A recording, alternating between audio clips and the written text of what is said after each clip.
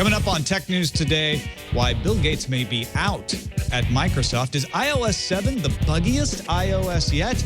And Chromecast gets Hulu on its side. All that and more coming up. Netcasts you love. From people you trust. This is Twit. Bandwidth for Tech News Today is provided by CacheFly at CACHEFLY.com.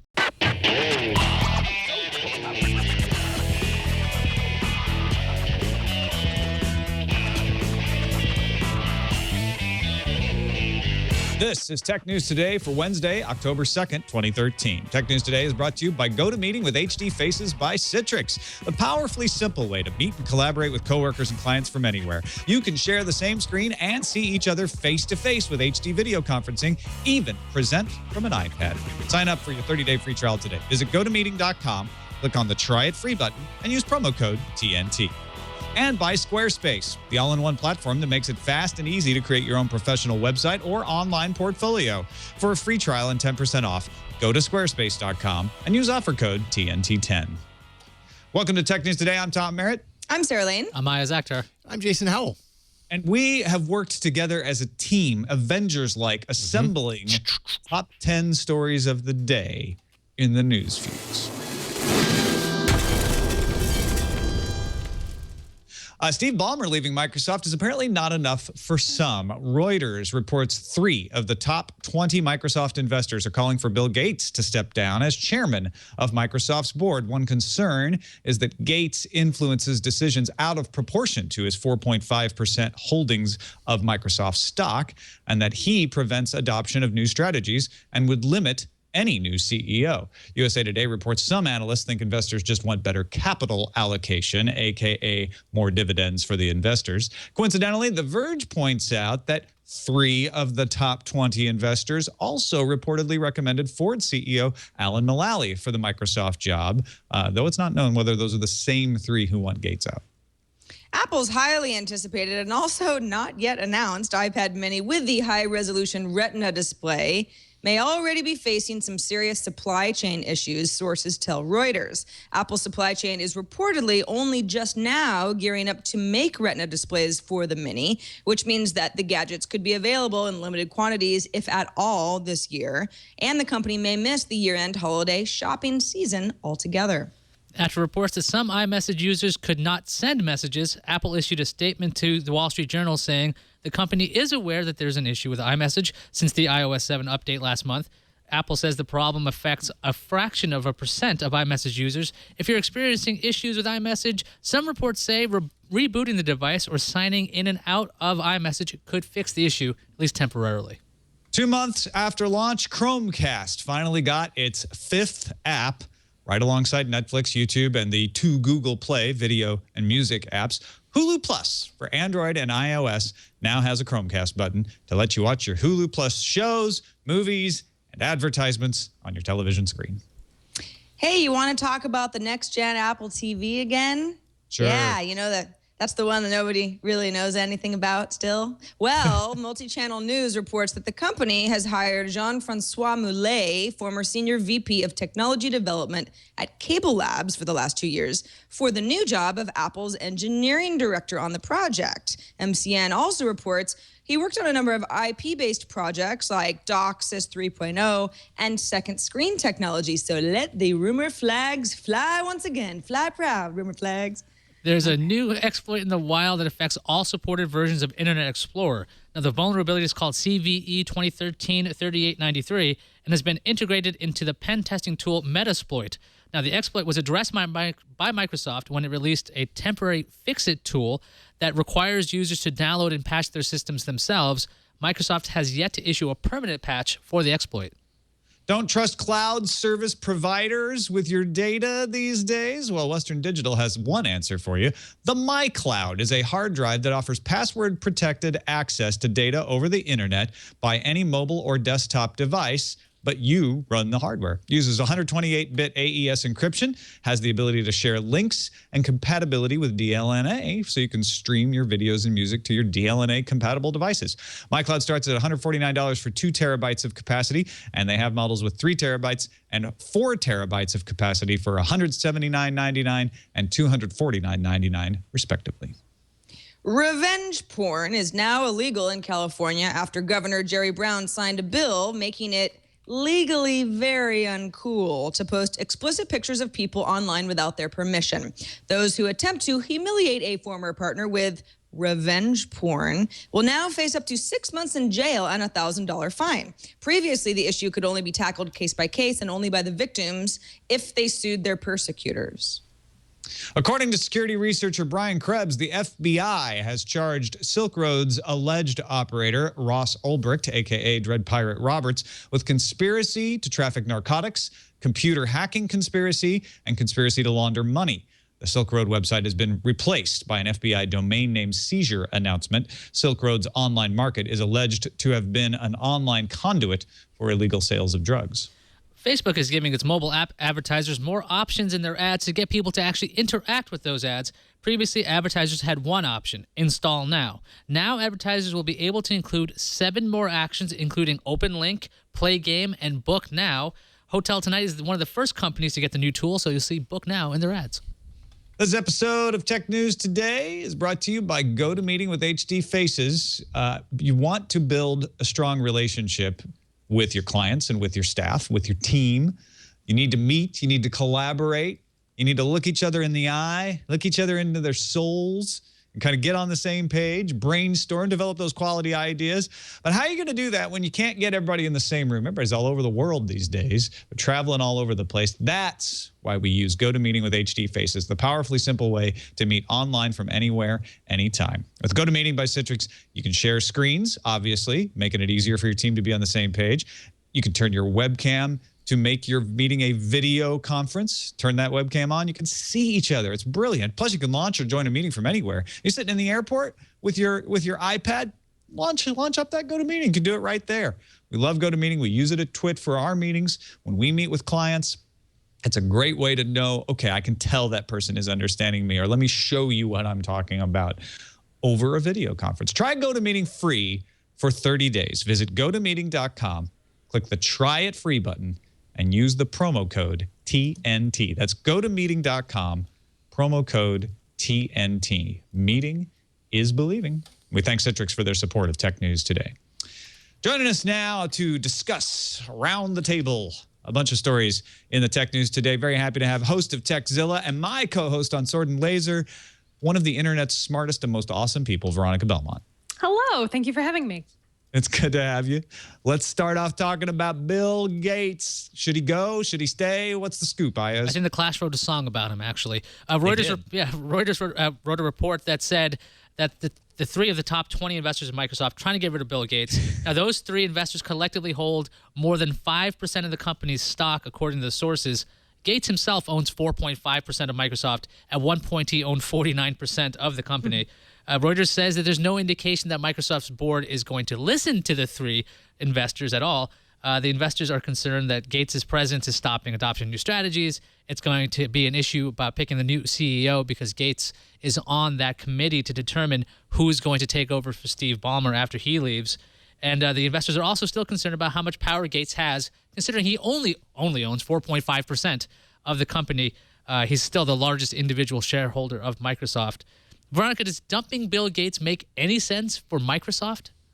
It kind of worries me because, I mean, Bill Gates is one of the things that people really like about Microsoft.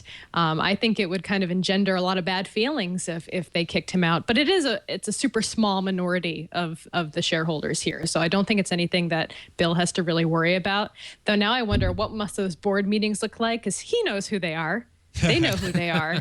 That's got to be pretty uncomfortable, right? Hello, I mean, I don't know how these kinds of interactions go down.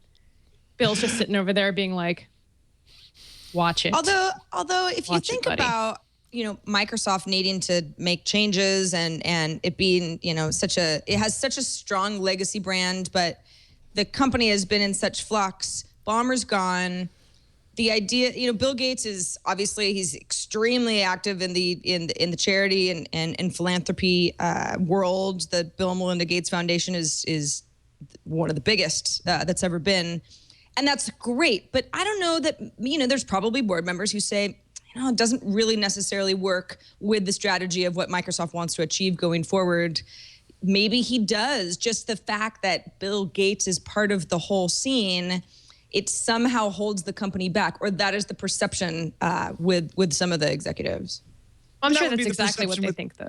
Go ahead, Tom. Yeah, go. No, okay, thanks. I was just going to say, I think that's a perception with any big, powerful CEO who's as successful as somebody like Bill Gates. I mean, how many people are as successful as Bill Gates, who founded the company? He's going to intimidate people, but is that a good or a bad thing? That seems to be the question here. And I mean, I don't think Bill Gates still has any kind of loss of vision. I mean, I think he could still help the company move forward. I mean, clearly, Ballmer wasn't capable of doing it, and now they're looking at Alan Mulally, right? Yep. From Ford. Is that that's the going theory? Yeah. So I'm not sure if he's the right kind of visionary person either, but I don't know if Bill would be holding the company back from that. I think he probably, I mean, he wants the best for the company. Obviously, it's his baby at the end of the day. And I think he's one of the people that still has some vision for Microsoft. Yeah, Gates had a vision for a long time. It's the execution that's been a problem. Remember way back when, in the early 2000s, tablet PCs were the future. They are. Microsoft had very little to do with that, unfortunately, that one that actually succeeded. So if I don't think Gates is an issue with the company, maybe it is just somebody like Ballmer that was an issue of getting some product together that could actually capture the imagination of the masses, because Microsoft got its way by getting into desktops. To become a consumer electronics company is a whole other hard game to be in, and that's the shift they're doing. So whether Gates has the old mentality of being a software visionary or hardware visionary could be interesting to see what happens with this little angry board meeting game. I really think what's going on here is investors being investors. They always want more dividends. That's been going on with Apple. They've been pressuring them. Get rid of some of that cash. Come on. You need to pay it back. And what they're doing here is saying, we didn't have confidence in Ballmer. Now we've got him gone. Now the thing standing in the way of us and our money, that's what they see, that cash pile that Microsoft has is our money, is Bill Gates. Let's put the pressure on him. We won that battle. Let's keep going. So I don't know that this actually ends up with Bill Gates stepping down as chairman. I kind of doubt it. I think it will change who gets selected as CEO, because Bill Gates no longer can go in and rubber stamp somebody. He's going to have to appease this faction somehow. He's going to have to put in place a CEO that is a little more friendly to investors. Alan Mulally was considered to be one of those guys. Now, that was a rumor that they were considering him. And it's a rumor that he has said no as well. So I think what Bill Gates thought he was going to do when they first announced Ballmer was stepping down has probably had to change. He probably can't pick the guy that he wanted to before. Or Gates could just buy out everybody and just make himself CEO again. It's like, I'll show you guys. But it doesn't seem like he really doesn't wants want to do that. He's too busy curing the world of diseases. He's too busy Has more spreading important mosquitoes over crowds and changing the world. Male mosquitoes. All right, let's talk a little bit about Chromecast finally getting their 5th app. Hulu Plus. I tried it out this morning. It works. You get the little Hulu Plus button. It's there for iOS and Android. We have Netflix. We have YouTube. And of course, we have the Google Play TV and movies. And we have the Google Play Music Store. But it's been 2 months, and this is the first app. And it's Hulu. This is one that a lot of people feel like, well, that should have been there at launch too. What took so long? How's Chromecast looking? I mean, it's still only $35.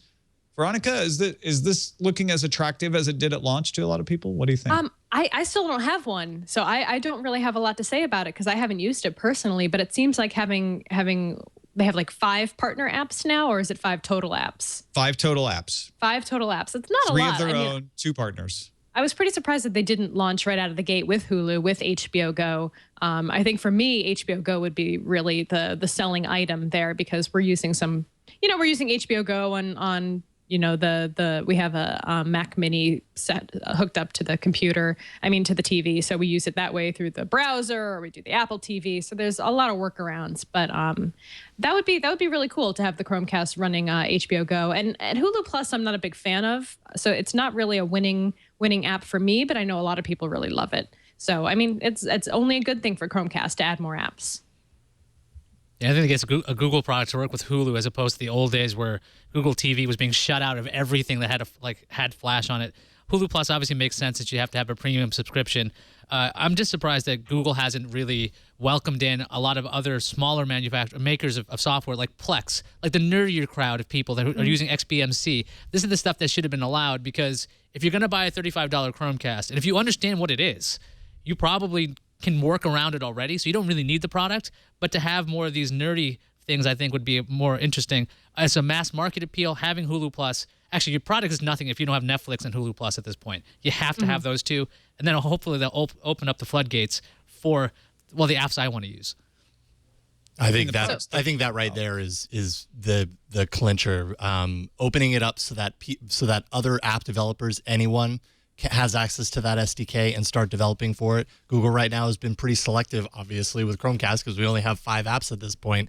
But then again, okay, Google has a history of doing this, right? Like they are the kings of releasing something to much fanfare, and then suddenly you hear nothing. You hear nothing for months. And you're like, wait a minute, when I got this, you were so excited about this, and this was going to be the biggest, greatest thing, and now nothing. Radio silence. This time I think what Google is saying is we're taking our time with the SDK. We want to get it right. But behind that could be deals. It could be a number of things.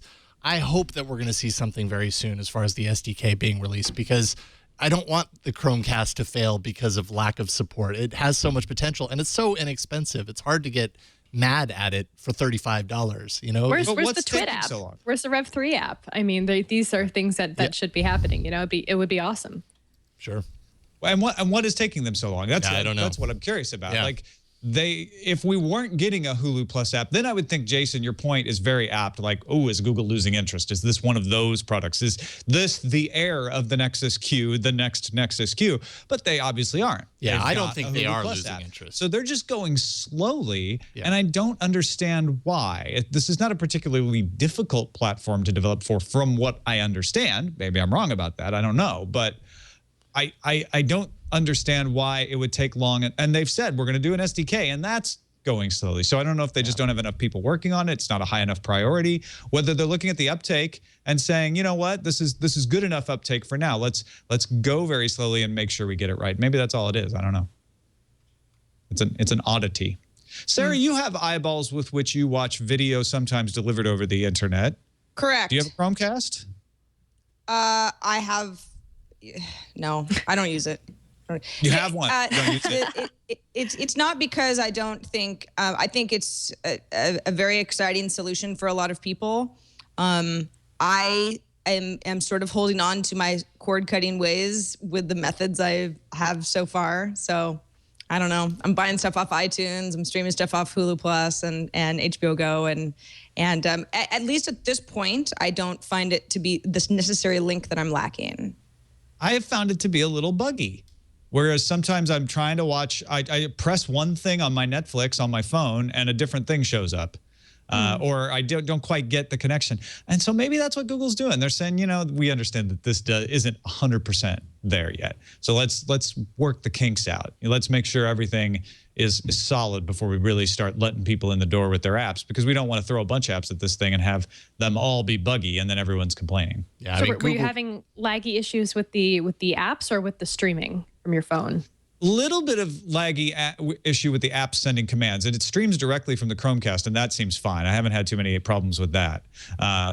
Just your normal internet stuff. But it's the, I want to watch episode 5 of It's Always Sunny in Philadelphia, and for some reason it plays episode 2, and I have to like restart Netflix on the phone and unplug Chromecast and reboot everything, and then it remembers. Some kind of caching error is what it seems like. Yeah. Let's see that. All right, let's talk about a new video chat service that's getting a lot of attention today, Sarah, called Spin. Yeah, in fact, I invited you, Tom. I don't know why you won't accept my friend request. What? On Spin. Oh, here, hold on. Where's please accept. That would be nice. I It was invited easy you. to sign up. The reason it's even worth talking about, I think, is because it seems to be, at least from the test that I've conducted this morning, because the app went live today. Oh, there you are. Oh, hey. Wow, nice plate of eggs. Oh, yeah. So I can. Yeah, this is riveting TV. There's Tom. Well. Yeah, no, that's me. Oh well. Anyway, this is hard to do when we're when we're doing a demonstration. But that was a picture that I sent you. What's neat about Spin is it's a video chat service. Now, one of the things it's interesting is that the company says right off the bat is this is free. It's video chat, but it's not a one-to-one solution. I mean, there are other video chat services that will let more than 2 people be talking to each other, but this is free up to 10 parties in a single chat session. They call it gatherings within Spin. The company also says, I'm gonna get out of here because it's giving me some very weird feedback here. The company also says no account required, but I had to sign up for an account just to get it up and running. Tom, I don't know about you, so I'm not exactly sure what that's all about. Please be quiet, Spin. Okay, apparently the mute doesn't work on this thing. All right, so that's one thing. It's made by a company called Net Power and Light. They're based in San Francisco. They produce apps for education, and this is actually an iOS app. So you've got iPad, iPhone, iPod Touch, Live. The company does say an Android version is slated for Q1 of 2014. What's interesting about this is it is very mobile happy, and I think I would say more so than a Skype, which obviously has the brand recognition, or even FaceTime, which works fine, but is not really built for a group chat type of situation. You've got pinching and zooming capabilities. If I'm talking to Tom and Veronica and I just want to see Tom full screen, I kind of just swipe over. It's very intuitive when you're on a mobile device. And, I've been playing around on my iPhone, which of course has a lot less screen real estate than something like an iPad. And I thought it was pretty pleasant. You can share videos as well. And this is just kind of a mention. I don't know how many of you read this article recently in Vanity Fair called Friends Without Benefits. It's sort of this extremely frightening look at the way that teenagers communicate with each other. And part of this story, it's a lot of stuff about, just sort of teens being very explicit with each other because they have tools that we didn't used to have when we were younger. But one of the things is some of the teens are talking about, I was VCing with this guy. And now VC means something to me, but apparently it's sort of vernacular for video chatting. So I think there is a lot of video chatting that's going on, especially if you meet somebody online and you want to see what they look like IRL, but you're not necessarily in the same restaurant together. So something like Spin may be a welcome addition to a huge younger set of people who actually use video chat as a primary way to get to know somebody. Veronica, have you played around with Spin at all? Do you think that there's a need? Do you think that they somehow are going to solve something that Skype already doesn't solve? I'm not a big fan of mass video chatting type of stuff. I kind of fit in the group of, unless I have to be on video for something like a meeting or some kind of discussion, I would rather not be, because I do all my meetings in my underwear. So that tends to make things a little bit uncomfortable. But like the only reason I ever want to do video calls is for podcasting, is for, work meetings, that kind of thing. And I want those to be on my computer. I don't really see the need. I'm not the target audience. I read that article too, and I did find it quite distressing. And I'm very happy that I'm no longer a teenager and that I did not have any of that kind of technology when I was a teenager, because my life would have been ruined. But I can see where it would fit into that kind of, under 20 or college age even type of people who are having fun with those kinds of video orgies. Well, when you put it that way, now I think I want to try it. No, I think old people like us, and we're not even, definitely you're not that old, but we look at this and we're like, I don't know necessarily see the point, right? But it is for just like it's the Snapchat generation that is going to look at this and say, oh, that's fun. I can just pop people in. I can pop my friends in over and over and over. I get that.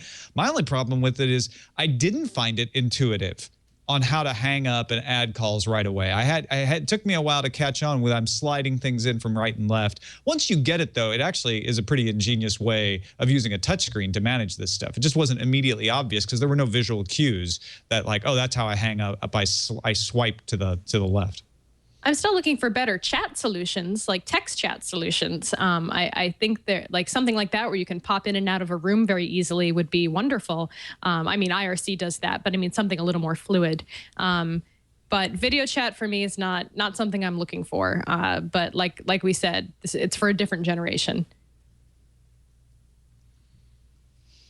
Why'd you guys wait so long to talk after I finished talking? Is there like a weird lag? We're absorbing the taking in your nature of your It was very viewpoint. profound, wasn't it? Talking about chat orgies. That's going to be the name of the episode, right? Hey, at least it's not revenge porn, although I think that they're somewhat related. Yeah, one can lead to the other for sure. Right. Absolutely. Let's take a quick break. If you would like to start a website, not about any of those things, hopefully. Squarespace, the all-in-one platform that makes it fast and easy to create your own professional website or online portfolio. We use Squarespace. Veronica and I use Squarespace for swordandlaser.com. If you go to swordandlaser.com, it's a great example of how to put together a website that I don't think, maybe Veronica could have made it look pro, but I don't think I could have made it look that pro if I wasn't using one of the Squarespace designs. I pretty much slapped a logo in there. That's about it. Is that right? That's pretty much a template with a logo. Their design looks pretty awesome. Just put my logo in there. That's all you got to do. They're always improving their platform. They're always adding beautiful designs. They just added 20 new beautiful templates to their already existing offering. And it's easy to use. You throw your logo in there. Boom. You've got a professionally looking site. And it starts at just $8 a month. Includes a free domain name if you sign up for a year. Mobile ready. Every design automatically includes a unique mobile experience that matches the overall style of your website. So your content looks great on every device every time.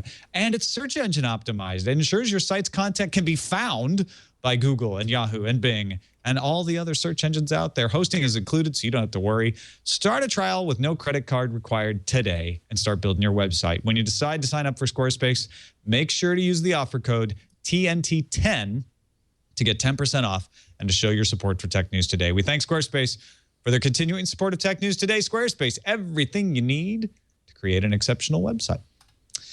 Onward into iMessage problems. We were having these after the show yesterday. A lot of people are having problems where they say, I get texts, but I send texts, and I think I've sent them, but they don't show up. Nobody gets them.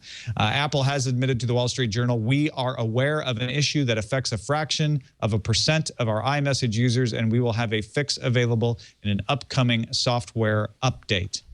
There's a lot of fixes out there. You can reboot your device. I has mentioned some of these. You can sign in and out of iMessage. You can turn off iMessage, just use text messages. That's what I'm doing. You can reset network settings. Some of these work for some people, some don't for others. But if this patch comes, and by the way, 9to5Mac says we're seeing evidence that iOS 7.03 is being tested by people, being used. This will be the third patch since September 18th. Wow. So that's 14 days, 3 patches. Now, granted, that first patch, 7.01, was only for the 5S and the 5C. That came within 1 day of the launch of iOS 7. The second patch, 7.02, came within 9 days. Now, compare that to iOS 6. Its first patch came 42 days after the release of the operating system. iOS 5, 29 days. iOS 4, 24 days. And the second patch for iOS 6 came 89 days later. For iOS 4, it came 51 days later.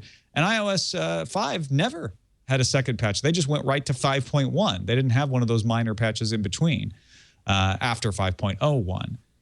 So my question, Veronica, is this a good thing or a bad thing? Or is it because this is such a big upgrade, iOS 7 changed a lot of things? I was kind of going to ask, I was about to ask you almost the same question, but it was more like, is it that they are putting out these OSs too soon and that they're not ready for a proper launch, and so they have to keep iterating on it and by putting out these patches very quickly? Or is it that they just have a faster method now for updating the OS, and so they're able to fix things quicker when they notice that they're wrong? And I don't know.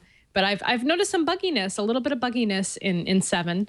And I think I was the recipient of the 7 text messaging iMessage bug, but not the giver of the bug, because I was working on an Android for a while before I was able to switch back to my iPhone, and I was not getting text messages that people were sending me, even though I was sending them successful text messages. So Gotcha. I don't know. So I don't know if they were trying to send me iMessages and it wasn't working. I don't know what's going on. But I've not had an issue now with the new phone running 7. Recently. So I had no issues there, but yeah, I don't know. What do you think? Do you think it's too soon, or they're just faster with their updates?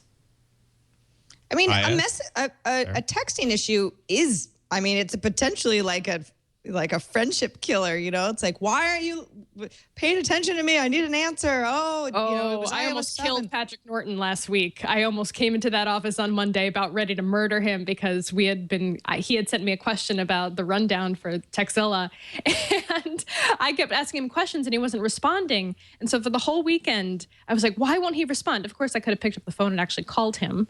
That would have probably solved a lot of the issue, but I didn't. And I got him Monday. He's like, look, I sent you all these text messages and I was wondering why you were being crazy and writing back like you weren't getting them. So yeah, it can cause some issues for sure. Yeah, I got a text dump yesterday from someone who was like, how's your Sunday? Oh, okay. How's your Monday? How's your Tuesday?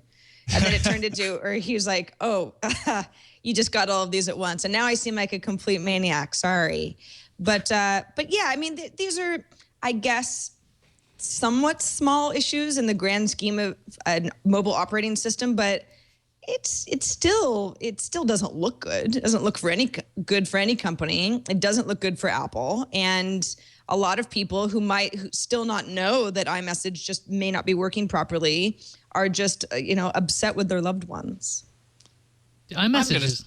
Go ahead, Ives. iMessage has been buggy since the beginning. I mean, it came out as a beta on Mac OS 10. You could do that, and I was able to use that. And they're supposed to be able to sync up and everything, and your notifications are supposed to be all together, and read receipts are supposed to be real, a lot of this stuff. And I've seen extreme lag before iOS 7, because I know I've had the same issue where I'll be using iMessage and be like, why aren't they responding? I could just literally call them or walk over and go, wait a second. You did get that message, and you were sent a reply, but I didn't see that because iMessage was buggy. I just wonder if this is because iOS 7 is getting a lot of notice because of its new looks, but there's a lot of things underneath the hood, a lot more frameworks, new APIs, things under there that made iOS 7 very different than the other stuff that preceded it. Maybe that's having many more unintended consequences than Apple was even thinking about. The other thing about iMessage is that there is an easy alternative around that. You can go to regular text messages, so maybe people aren't noticing it as much. But this is something Apple needs to fix right away, because they could really, as Sarah's mentioning, destroy relationships if they just don't get that act together. I've had problems with iMessage where it can't send, but I've never had a problem where it looks like it's sent and it won't tell me. I think, and that's what's going on here, is that we're having a lot of issues where you're sending a text message and you think it went. And then you get mad like Patrick Norton did, because you're like, why aren't they responding? I had that experience earlier this week. It absolutely happened to me. And so I've just done what Aya suggested. I turned off iMessage because I couldn't get it fixed any other way. I think what's going on here is that iOS 7 did have a lot of changes under the hood. And Apple has a procedure where they keep their products tightly under wraps. That means they can't test them massively. They can't test them as well as they probably should. And so you're always going to see these sort of bugs show up. We saw a lock screen bug, which always shows up. It's almost like, oh, now we know it's patched. The lock screen bug has finally been fixed. And then we had an iMessage bug. So I don't think we should be surprised that they're having these bugs. And maybe it's a good thing that they're fixing them faster. Let's move on to Apple. Oh, sorry. Yes? Oh, I was just going to say the main bug that I noticed is that weird subtle shifting of the icons when you go back to the front page of icons. Have you noticed that? That's parallax. Is that, yeah. That's intentional. No. That's not what I'm talking about. Sometimes when you come back out of your, it's hard to explain. I don't know if it'll do it right now, because sometimes it does that and then it goes. Oh yeah, I saw it. I saw it skip There's down. a tiny like a 3-pixel drop in everything right after the parallax. Like it didn't land in the right noticed place. that yet. Huh. Yeah, and I'm like, every time it happens, I'm like, ugh. It's not a big deal though. We got another Apple rumor, and this one has to do with Apple TV. Apple snagging some kind of executive? Yeah, What is this all about? Yeah, a guy from Cable Labs, Jean-Francois Moulet, I guess is how I pronounce his name, but he's not exactly a well-known guy. Let me tell you what he's done in the past. Right now, he's an engineering director at Apple. In the past, he used to be an executive at Cable Labs. And Cable Labs, if you're wondering what they are, they're a nonprofit research and development consortium. This is from their page, dedicated to pursuing new cable telecommunications technologies and to helping its cable operator members integrate those technical advancements into their business objectives. So they work with cable operators. There you go. And Mueller's career, he spent 2 years as Senior VP of Technology Development at Cable Labs. Before that, he was VP of IP Technologies and Services at Cable Labs. He was a director at Packet Care Architecture. He was even a software engineer at IBM for a couple of years. Veronica, do you think this latest hire, are we finally going to get this mythical Apple television set? Are we getting any closer to this, or is this just nothing again? It's probably nothing, but it always is fun to think. I have literally no idea. It's, the Apple TV rumor has been bouncing around for so long with different varying sources and information coming down the pipeline. It seems like we're due for an announcement like that, but at the same time, who knows? We thought it would come at the announcement back in September, and it didn't. So I guess we'll just have to to use the oft-used phrase, we'll just have to wait and see. I'm excited to see what's next. It's amazing. It's going to be revolutionary. It's going to be revolutionary, world-changing. No, I'm excited. I mean, I would love to see how a true Apple TV would work. I don't know if it's going to replace my current TV. I don't know if I would want it to, but I think a lot of people would enjoy that very much. I mean, obviously, the Apple television really is going to happen if Apple can make it happen. And I think the reason we've been seeing these apps consistently being added, like the most recent ones we got was a Major League Soccer app, is because Apple is out there having conversations about how to make a deal happen that will fix television over the internet and allow them to do this. Hiring the guy from Cable Labs, which are the folks behind Cable Card and True Two-Way, that says they're really getting serious about working with the cable industry to come up with solutions that allow portability, that allow you to use whatever device that they're going to come up with your existing cable subscriber. And that may disappoint people. I think a lot of people are hoping Apple comes up with a way to get around your cable provider. Yeah, Apple's been working with Time Warner. The idea that Time Warner is going to allow the Apple TV to be another front end for Time Warner Cable, assuming you have that. It's kind of like the way you'd use an Xbox or a Roku as another front end for this. I just don't know if Apple can pull it together. We saw Intel trying this with their OnQ system, and that's been reported to be delayed. Apple's obviously never said they're working on this, other than there have been those quotes in the Steve Jobs books, Steve Jobs biography. I don't know if that entrenched old-style cable system will ever allow a company like Apple to say, listen, we're going to take care of the UI, we're going to handle the search, and you guys just become pretty much what the music industry was. I just don't think that these content companies are – I just don't see them bending to a company like Apple, considering how strong-armed Apple's been in the past. Yeah, at this point, no actual hire without some sort of a formal announcement of anything makes me think much of – that we're going to see an Apple TV anytime soon. We've just been talking about it for so long. There have been so many clues that, Apple's really serious about this. Now they have a team. And Steve Jobs said that he cracked the code. And yeah, it looks like this is an executive that absolutely has a lot of experience and talent in this arena. Doesn't mean that we're going to see anything even in the next couple of years. Mm-hmm. Well, they wouldn't hire him if they weren't getting closer, but you're right. It may be an asymptote. They may approach and never actually connect. The Apple asymptote. That's what they're going to call it, actually. That's the product. That's the new device. The Apple asymptote. Yeah, I feel like even if we never saw the Apple TV that we're all sort of expecting to see pretty soon, and Tom, I agree with you. This points to something that's an actual product more than ever. Apple would still be a better company just having somebody with that kind of expertise working within the company. No matter what. Really what we should do, Sarah, honestly, is stop watching television, get up, go outside and exercise. Here comes the segue. Yeah. Or Tom, why choose between the two? Why not exercise while watching TV? Because is that possible? You can track your exercise without really ever moving a step with something like a Fitbit that you would wear on your person that can track how many steps you took, how many miles you walked. And The Verge is reporting The Fitbit has a few different models. I have the Fitbit One, which is a little clip that I have promptly lost and no longer wear, which is the story of my life with pretty much everything. It's really sort of sad. But the Fitbit also has a armband. I know Leo has one called the Flex. That's nice, but a little bit limited. So the next wearable armband in the line is going to be called the Force. It's a bit of a step up from the Flex because you still wear it around your wrist, but it also features a built-in altimeter, which measures altitude, which is great for, hey, how many steps did you climb? You know, you started at a certain altitude and it looks like you climbed 100 floors. Good work, Sarah. And also more stats on your fitness regime.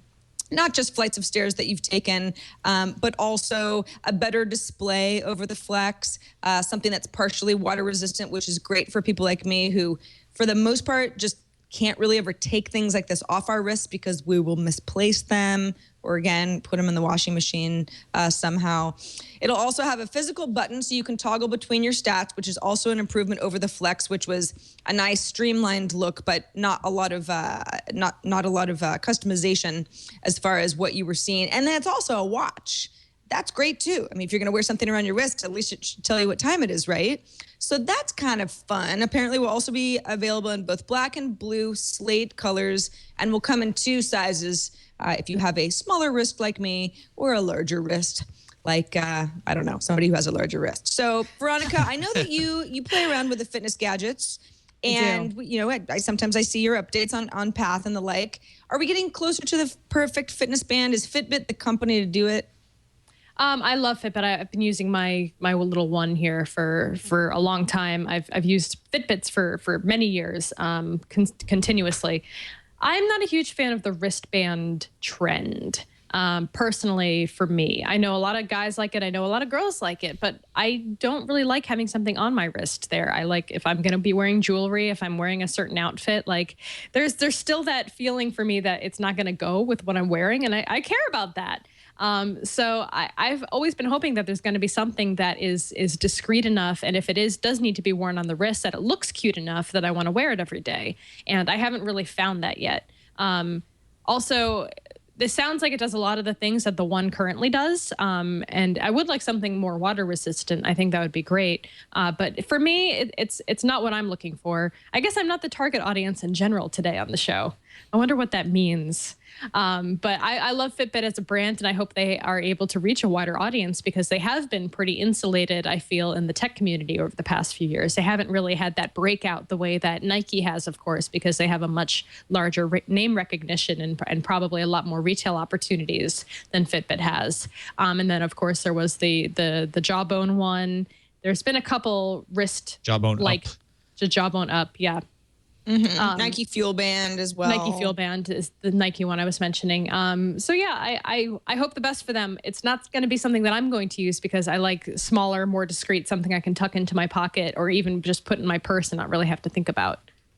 Yeah, that's what I liked about the one too. Although again, I don't know, I couldn't keep track of it if it wasn't actually attached to me. You know, if it's in my pocket, then I take off my jeans, and now I don't know where my little Fitbit One is. But I do think that it's the right call for the company to say, well, at least our products are basically going to do the same thing.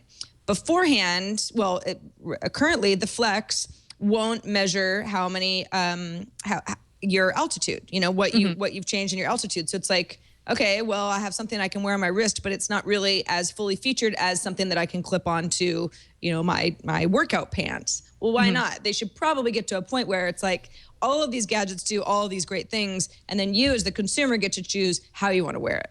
Right. It'd be nice to have one that you could actually switch back and forth. Like you could either pop it into a wristband or pop it into a holster to wear on your pants. That's what it seemed like the Flex was going to be because it has that small insert. But one of the weird things about the Fitbit Flex is it didn't have a real display. It has these little dots, I guess, but it didn't give you a lot of feedback. That's why I thought the Force was a good revision to that, but I don't believe that has a piece that comes out as well. So it seems like Fitbit's trying to find the right form factor because, like you're saying, Veronica, there are people who want to wear them as accessories, or the people who just don't want to even see them. So there needs to be some kind of way to match both. And I think Fitbit's they're trying lots of different models. So It wouldn't surprise me if they finally come out with something like the one that could fit in a wristband, because it seems pretty obvious.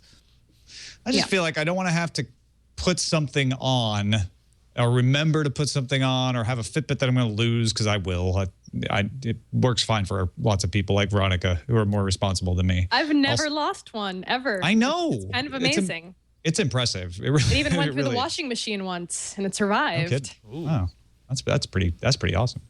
All right, go Fitbit. Actually, I think this is a great idea though with the watch, because I think that will pull some people in who are like, oh, well, now I can wear it all the time and just use it as a watch and wearable computing, et cetera, et cetera. Let's move on to the randomizer. We conduct pretty much every day these days a straw poll with our live audience at strawpoll.me on different randomizers. Today, 24% of the vote went to Microsoft's browser gaming web-based relaunch of Windows 95's Hover. Microsoft fans like that. 30% of the vote went to the world's craziest toothbrush, which cleans your teeth in 6 seconds after a 3D scan and a 3D printer prints it out. It's $300 too. And 46% of you liked scientists using a lightning bolt to charge a mobile phone. That sounds safe. This is at the University of Southampton. They used a transformer to recreate a lightning bolt in a lab by passing 200,000 volts across a 30-centimeter air gap. And Nokia, in partnership with the research lab, had a device that could handle that static electricity and turn it into charging for a mobile phone. They say, don't try this at home, folks, but this could be great for rural areas that have a history of lightning to create batteries and be able to charge up batteries using lightning. That sounds terrifying and also dangerous. No, but see, it but also wouldn't awesome. be, because you'd have the lightning rod, right? You have the lightning rod already to attract the lightning so it doesn't hit you, and then you have it charging your batteries. It's brilliant. I think this could be great for electric cars. You know, if you could harness this, but a phone, if it fully charged it, I'm sure people would they be running around with kites with little keys on it, just like Benjamin Franklin, just to get charged their phone. We're gonna have a serious outbreak of lightning strikes because people just want charged phones. No, I don't think that's the way it's supposed to work, actually. Everybody else is doing the Back to the Future jokes. I wanted to go with Ben Franklin, so sorry. Gigawatts. All right. They never actually proved he did that, by the way. Franklin, Benjamin Franklin. Yeah. Well, You getting all thanks. Snopes on us now? I'm just saying. Snopes. Just Snopes saying. Belmont says there was no key. I'm going to get a lot of comments of people sending me like historical Well, facts that actually, actually did happen now. John Tidor traveled in time and took a picture of Ben Franklin doing exactly that. Nice. Let's see what's on the calendar. What's going to happen in the future? Well, we've got some good news. Microsoft has opened Windows 8.1 pre-orders before the official October 18th launch in just under a couple of weeks from now. Actually, just over a couple of weeks from now, 16 days. And we're looking way ahead on this one, but I thought that it would be relevant to our audience. The Warcraft movie, of course, based on the video game World of Warcraft, has gotten a release date, December 18th, 2015. So over 2 years from now. But it's going to be directed by Duncan Jones, who also directed the sci-fi thrillers Moon and Source Code. So if you like that, it kind of where it's going, maybe we've got a couple good years to get super excited. Maybe we'll see an announcement at BlizzCon. Oh, That maybe it's a too. trailer. Yeah. A trailer or something. Because they showed off a trailer at Comic-Con, which amazingly hasn't leaked. I don't haven't know seen how it. they- Yeah. I don't know missed how they that. pulled that off. Yeah. But they showed it to an audience and nobody posted it online. That never happens. 2015 is going to be huge for movies, though. Star Wars Episode 7, Avengers Age of Ultron, Ant-Man, Jurassic World, the Jurassic Park series, and then Ben Affleck as Batman in the Man of Steel sequel. That's insane. That's Yeah. You do the movie draft right now? We should just do the movie draft for the entire year in 2015. Let's see what's incoming. Incoming message. It's a message from Winston, who says, I was listening to your recent discussions about Steam and the fight for the living room, and I think you guys failed to mention something important when comparing it to the major consoles. One problem the PC gaming market has in comparison to consoles is fragmentation. The 360 and PS3 continue to put out excellent-looking games, despite the fact that their graphics chips are, at this point, laughable compared to those available for the PC. However, on those consoles, the developers know more or less exactly what drivers and hardware they're working with for every instance of the platform. I think for Steam to be a mainstream platform, they would need to address this issue somehow. PC gamers are excited about the Steam consoles, but we're also accustomed to checking for system requirements on the side of a box before we buy.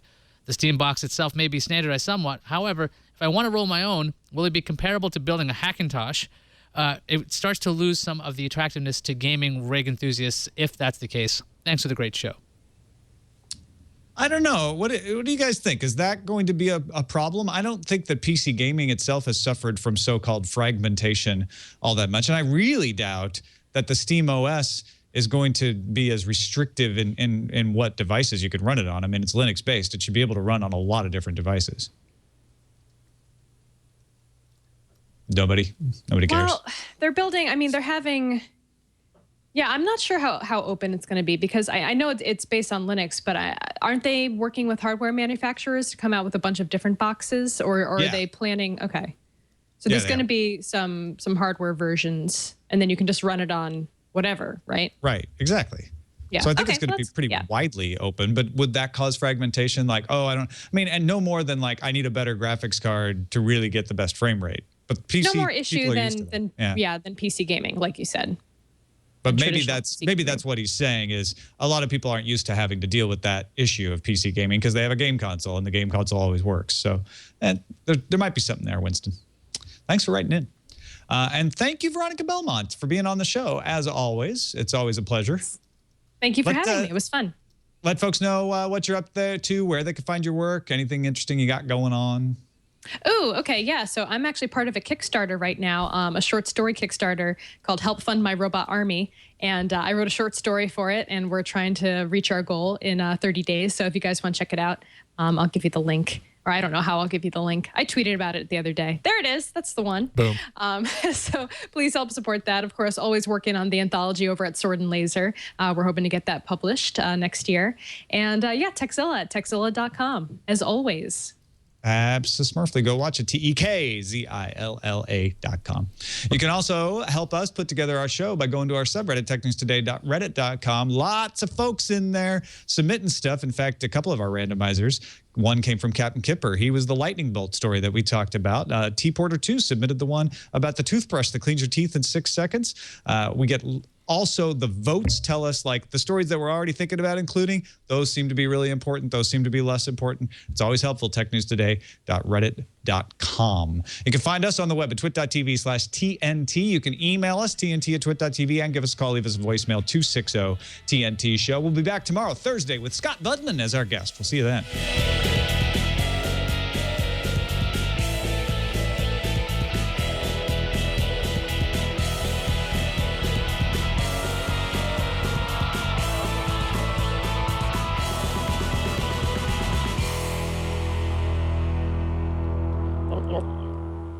Oh my God.